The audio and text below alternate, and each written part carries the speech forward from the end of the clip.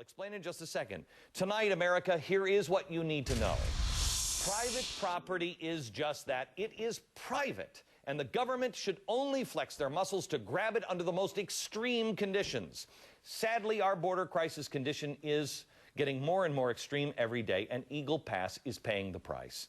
Michael Chertoff is Secretary of Homeland Security. Secretary Chertoff, you know what? This to me is exactly what eminent domain is supposed to be about. Not about hotels, not about higher property taxes, but about our security and things that matter to all of us. You're in a bad situation on this, but is there any other option than buying this land from these homeowners? Well, Glenn, of course, the vast majority of people that we've approached have cooperated with us. They've let us survey the property, and we're perfectly happy to pay market price for that piece of land we need to build a fence or put up a light or build a road.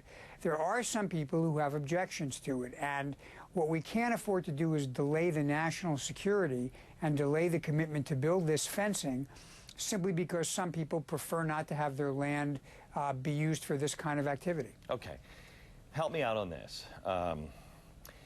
It is my understanding that when they passed the Secure Fence Act, they put in it, and I believe I got this from you, I believe you sat on this program and told me that all of the environmental rights were washed away in it. It was a clear bill of health that you could just go and do what you needed to do. Why are we dealing with this now? Well, you're quite right, Glenn, that I was given the ability to waive environmental restrictions, and I have done that on a number of occasions when I've needed to do it. In this case, we want to have entry on the land. Now, we don't want to have an armed confrontation, but we needed to get a court order to go in and get that entry. Now, the district judge, as you pointed out, has given us that court order, and we're going to begin going in and doing what we have to do to determine what to build and where to build it. Okay.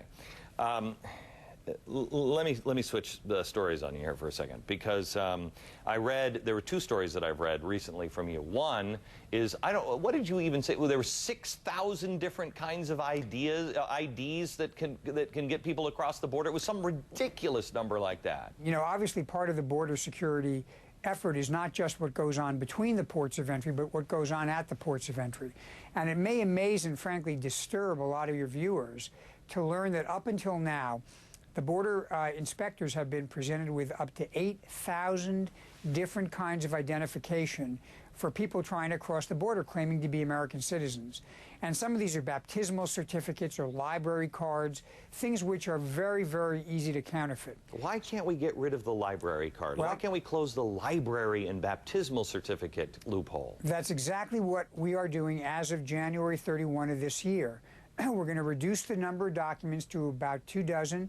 It'll be things that are widely distributed, but at least have some measure of security, like a driver's license plus a birth certificate. Eventually, we'd like to get to the point that we have real security even in these documents.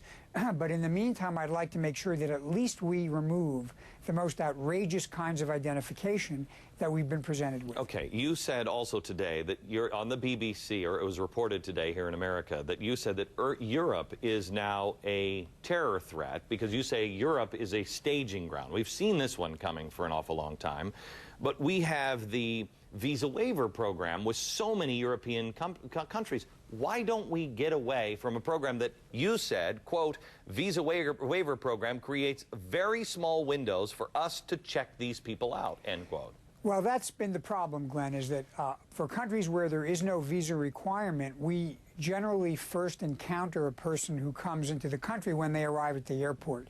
But here's the good news. We got the authority last year to put into effect what we call electronic travel authorization. And what this means is people, even from visa waiver countries, before they come, will have to register online with the United States. We'll get information about them. We'll be able to check them out well in advance of their coming. And that will give us the kind of security that we've previously only gotten when we had visas from people coming from overseas. Okay, one last question, sir, and I don't know if you've seen the article on what the spy chief has said recently, that he wants the ability to read absolutely everything on the internet, be able to read all emails, et cetera, and I have to tell you that made the hair stand on the back of my neck. Are you familiar with this program, and are you for this kind of a program? Well, I have to say, I saw the article. There is no intention or desire on the part of the intelligence community to read all the stuff on the internet or all the email traffic. Everybody in the government is committed to the idea that when we do have lawful authority to intercept, for example, communications between a terrorist in South Asia and someone in the U.S., or between a terrorist in the Middle East and one in North Africa, that we then exercise that authority.